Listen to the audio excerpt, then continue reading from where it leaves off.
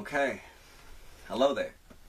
My name is Joseph, and I am here today to talk about the shape of the earth. But in this video, this one specifically, I'm only going to be going out of the Bible. This is not the only video I will be creating, but this is the first video I've ever created. So bear with me. I'm new at making these videos. But I'll be going out of the Bible for Christians so they can see where I'm coming from, because to my understanding, a lot of Christians don't know that, maybe it doesn't exactly say the shape of the earth, but it does hint towards a flatter earth. It doesn't talk about a ball or anything like that. And a lot of Christians get confused. I'm here to help clarify that. So I'm going to be going out of the Bible. I have bulletin points right here. I'm not just reading off of anything, but I have verses I'm going to be going out of the Bible with. So, as you can see, wrote down my bulletin points. We're going to get serious today. So, the first one I want to talk about is, in the Bible it does talk about when Jesus comes back, all eyes will see him. If you look at Matthew 24:30, and I'll be showing you guys the verses as well. Matthew 24:30, and then shall appear the sign of the Son of Man in heaven, and then shall all the tribes of the earth mourn, and they shall see the Son of Man coming in the clouds of heaven with power and great glory. As you can see right there, it says that when he's coming back, everyone is going to see them. I mean, you can have your opinion on what this means, but in my eyes, this means everybody's going to see it. I don't think that's possible on a ball where people are on top and people are underneath, because there is a top and a bottom to the globe, is what we're told. So, you also look at Matthew 26:64. So I'm going to go to that right now. 26. Actually, let me show you. So, I'm going out of the King James Version. Now, this is the closest English translated Bible to the original Hebrew Bible. So if you can see that, I'm not just going off of some non-resourceful place. So, 26:64. 26:64.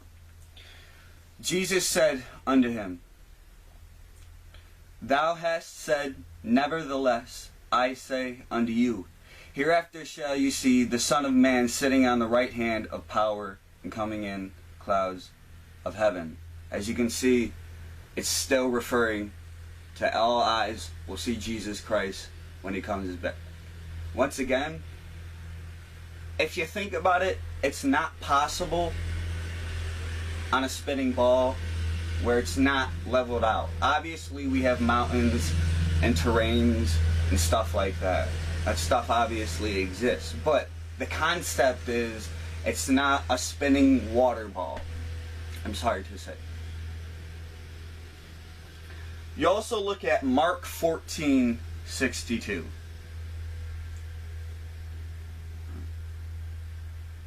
14:62. And Jesus said, I am, and ye shall see the Son of Man sitting on the right hand of power and coming in the clouds of heaven. Once again, you can see it's talking about all eyes will see Christ when he comes back. Now, I'm going to get into the foundations of the earth. What I mean of the foundations is what sets the earth up. And you'll see what I mean by that in a minute. So, if you look at Job 38, 4-7.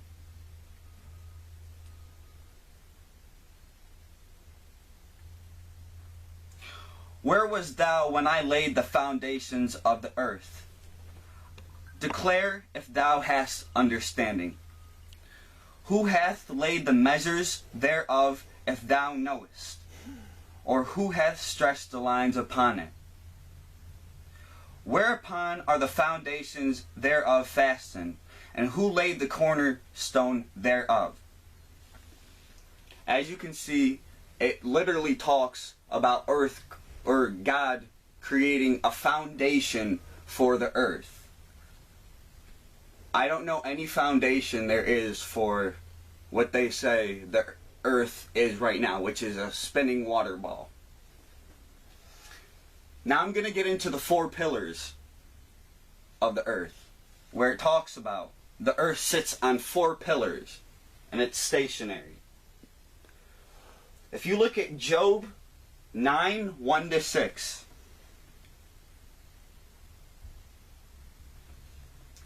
then Job answered and said, I know it is so of a truth, but how should man be just with God?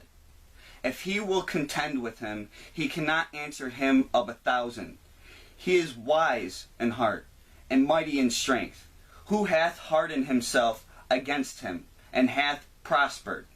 Which removeth the mountains, and they know not, which overturneth them in his anger, which shaketh the earth of her place, and the pillars thereof tremble. So as you can see, it also talks about the pillars the earth sits on. If you also look at Job 26:7.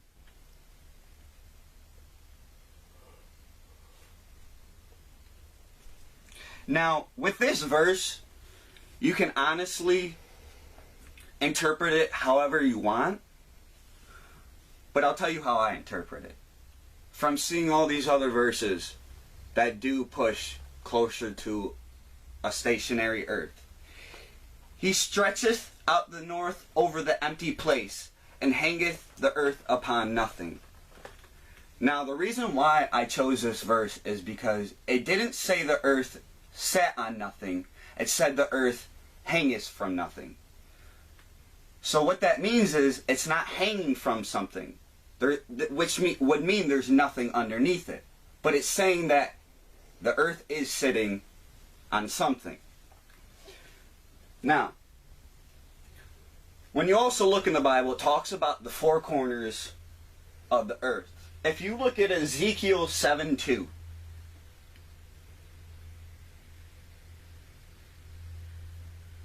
Ezekiel 7:2, it says, Also, thou son of man, thus saith the Lord God unto the land of Israel, and the end is come upon the 4 corners of the land.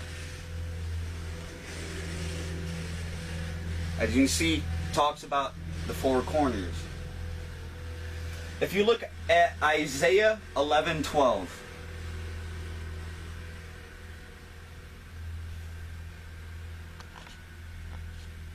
and he shall set up an ensign for the nations, and shall assemble the outcasts of Israel, and gather together the dispersed of Judah from the 4 corners of the earth. It literally talks about 4 corners of the earth. If you look at a ball does not have 4 corners. That is not possible. But if you look at a circle, it is possible to have 4 corners if you really want to think about it. Now, if we also look at Revelation 7:1,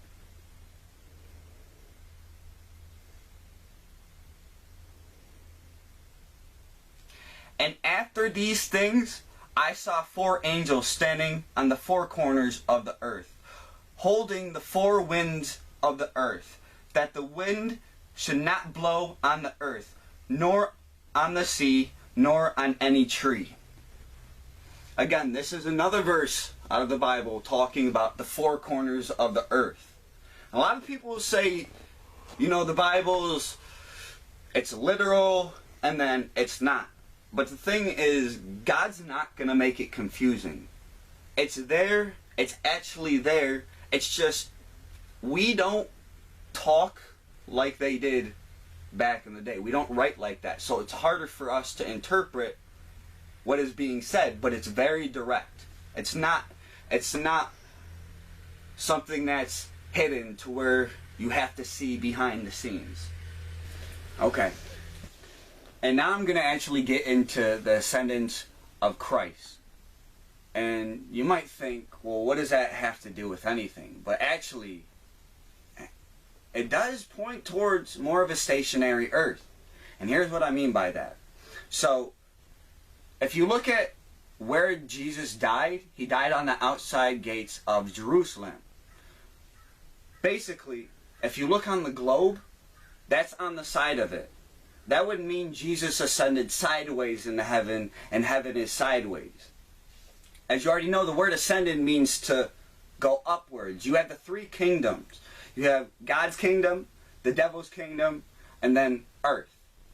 Basically, it's like a ladder, but it's going upwards. So, with the ascendance of Christ, you look at Acts 1:9-11. And when he had spoken these things, while they beheld, he was taken up, and a cloud received him out of their sight. And while they looked steadfastly towards heaven as he went up, behold, two men stood by them in white apparel, which also said, Ye men of Galilee, why stand ye gazing up into heaven? This same Jesus, which is taken up from you into heaven, shall so come in like manner as ye have seen him go into heaven. As you already know, Jesus Christ died and resurrected 3 days after his death. And then 40 days later, he ascended into heaven. I'm telling you, what seems more logical? That Christ ascended sideways into heaven or ascended up? You look at the facts and you look at the globe itself. Now, I'm going to get into the fact of the devil and Jesus, where the time the devil came to Jesus and said, rule the world with me, I'll give you all the riches and anything that you want, but you need to forsaken God. So he brought Jesus to the highest mountaintop of the world to see all the kingdoms of the world. If you look at Matthew 4:7-8, it shows this.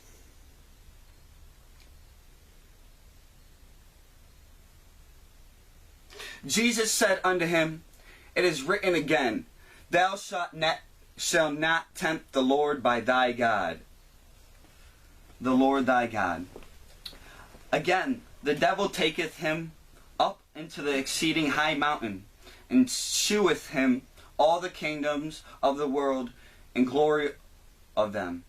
As you can see, right here it says the devil, like I said, took Jesus to the highest mountaintop to see all the kingdoms of the world, and said, if you come with me, if you start ruling the world with me, I will give you all the riches in all the world. As you can see, that was not the case. Now, one of the big things that people who do believe the earth is a spinning ball is gravity. They hold on to gravity so much, but the problem with gravity is it's a pseudoscience, which means it's never been proven, it's only theory. And if you don't want to take my word, that's okay. I want you to go look it up for yourself. Even scientists will admit this. It's never been proven. It's only a theory. And if you look at a synonym for a theory, it's a hypothesis, which is an educated guess, which is also something that's never been proven. So, it says the earth in the Bible was created 3 days before the sun.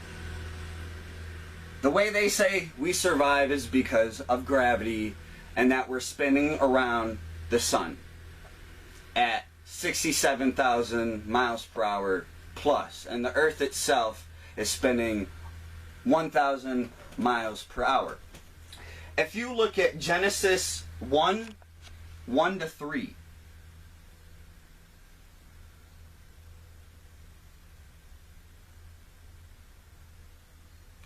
in the beginning, God created the heaven and the earth.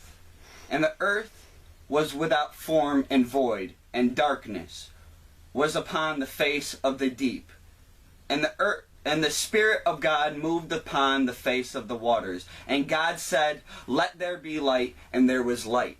As you can see, the earth itself was created before the sun itself was created. The sun was created to create light for our environment. But 3 days before the earth was created.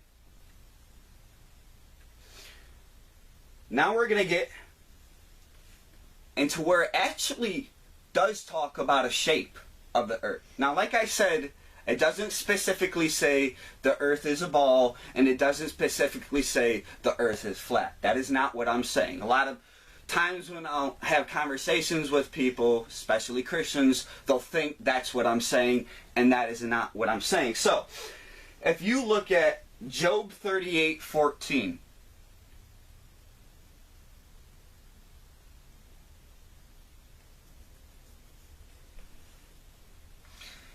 it is turned as clay to the seal, and they stand as garment. Right there you can see that it is talking about the earth is of the shape of a stamp seal. If you look at a stamp seal, clay ones, you can see what the shape is like. That right there just clarifies it for you. Now, we're going to talk about the circle of the earth. A lot of times when Christians tell me it talks about the circle of the earth and they bring me to this verse, it seems like they're misunderstanding it.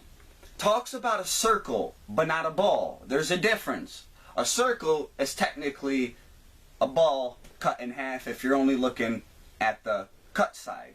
So, you look at Isaiah 40:22.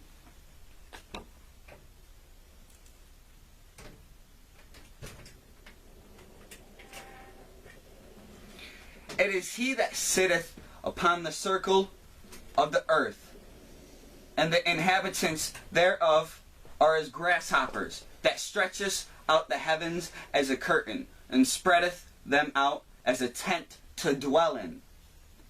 So it literally talks about the earth being like a tent. You lay in a tent. You have the base, and you have the tent part. If you look in the Bible, it talks about the firmament, which I will get into that as well. Well, actually, you know what? Since we're talking about 40:22, it's talking about the firmament.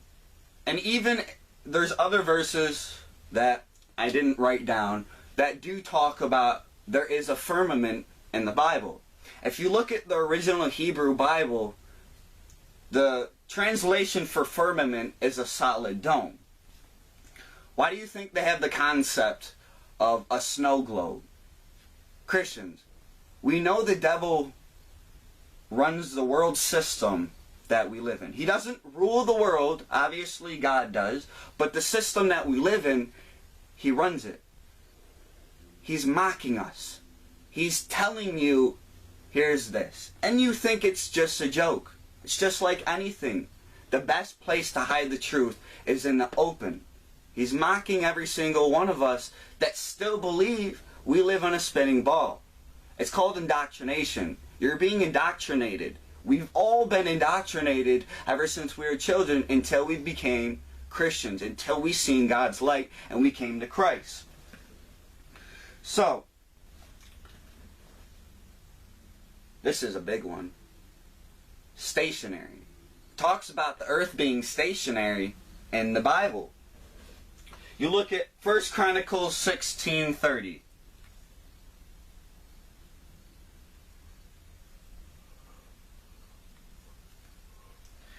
Fear before him all the earth.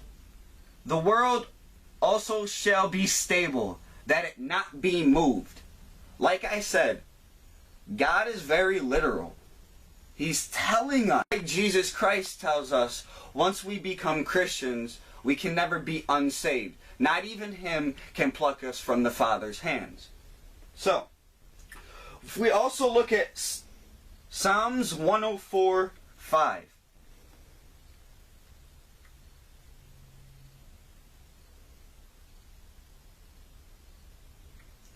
Who laid the foundations of the earth, that it should not be removed forever. Another verse that points towards the earth not being able to be moved. It stays right where it is. It's not going to move. There's a reason why we don't feel it. There's a reason why a helicopter can hover in the same spot and then land back down even an hour later in the same spot. It's just crazy. I'll be getting into more stuff later about it, but like I said in this video, I'm just focusing on what is said in the Bible. There are facts I can get into outside of the Bible. But now, in the Bible it says, the sun stood still. Let me ask you something. If the earth was moving, why would it say the sun stood still if the sun's already standing still and not moving? Think about that. We go to Joshua 10:13.